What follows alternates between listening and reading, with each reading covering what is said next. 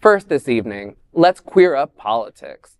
From high school GSA advisor and football coach to Harris's VP candidate. In a rousing rally in Philadelphia, Vice President Kamala Harris introduced Minnesota Governor Tim Walz as her running mate, highlighting his long-standing commitment to LGBTQ inclusivity. Harris, addressing a crowd of 14,000, recalled Walz's role in supporting the first gay-straight alliance, that's a GSA, at Mankato West High School in 1999. He helped the so-called winless football team win a state championship. Coach Walz was approached by a student in his social studies class. The young man was one of the first openly gay students at the school and was hoping to start a gay-straight alliance. At a time when acceptance was difficult to find for LGBTQ students, Tim knew the signal that it would send to have a football coach get involved.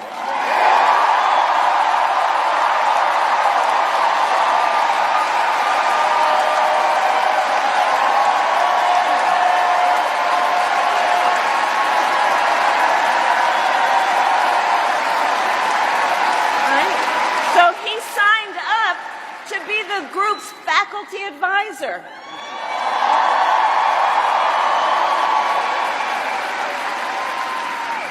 And as students have said, he made this school a safe place for everybody.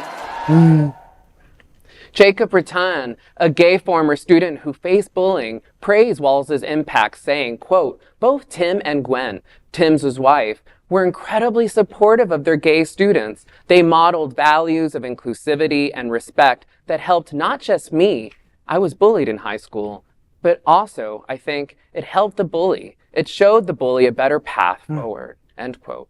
Harris highlighted Walz's lasting influence, noting that students had voted him most inspiring faculty member in the high school yearbook. She concluded, quote, Walz was the kind of teacher and mentor that every child in America dreams of having, quote, and promised that that would bring the same spirit of inclusivity and inspiration to the vice presidency.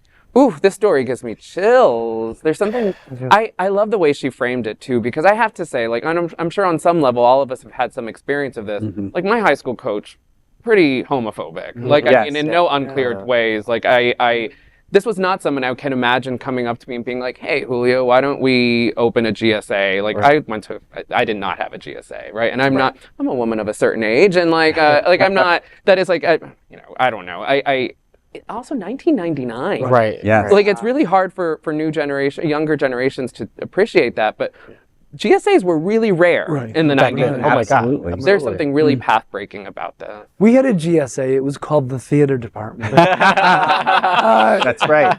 Tim Walz is the anti-Vance. There is no buyer's remorse at all on the Harris-Walz ticket. No. And, as you said, he's definitely before his time. 1999, that wasn't a comfortable time in many schools. I mean, and for a football coach to come forward and be willing to step up as an advisor is pretty significant.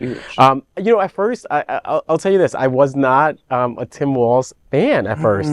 I didn't know much about him. And, I was thinking politically about the future of the Democratic Party and really trying to beat Trump. My favorite was actually the governor of Kentucky, Bashir, Governor Bashir, only because he was younger and I felt like, he can keep the momentum up with, Vice President Harris, and that, he's from a state that's red and he won re-election by 5 points, which is like winning 20 points in another state. And so I really thought that, he was a better choice. But as I learned more about Tim Walz and this story for me, like I was choking up, the fact that, he did this in 1999, just a man before his time. But then as you learn more and more about his story and who he is and what he's done and how he stood up for different marginalized groups, I become more comfortable with him.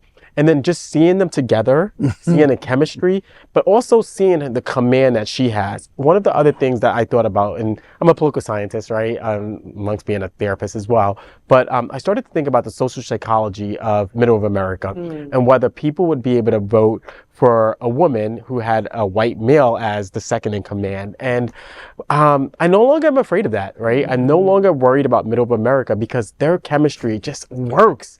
It just feels so great. And she has command. Yeah. Her presence is very presidential. And he didn't overshadow her. And that was my fear, was that he was going to he does not overshadow her. You can tell that he knows his role. He knows what he's there to do. And he's been performing that role ever since the announcement. And it's presidential in a way that she wasn't when she ran the first time. She's really coming to her. No, she's coming to her own. So I'm excited about him. And I think that story and the fact that, that was a highlight of her announcement, right? Yeah, she Talking made an about gay effort. issues. I think it's pretty significant for our community. And it's a win for our community. And, you know, I love it. I love it. This is just Beautiful great. story.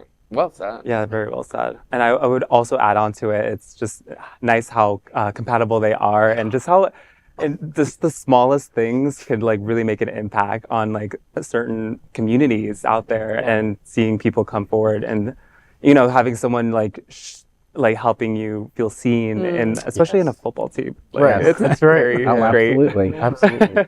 Yeah. I mean, you can't argue with a guy who was governor and making lunch and meals accessible to children, right? Like, No. who can argue with that? You know, like, He's a hero. come on. But no, he is a hero, and especially a hero for our community. Well said. He stands with us.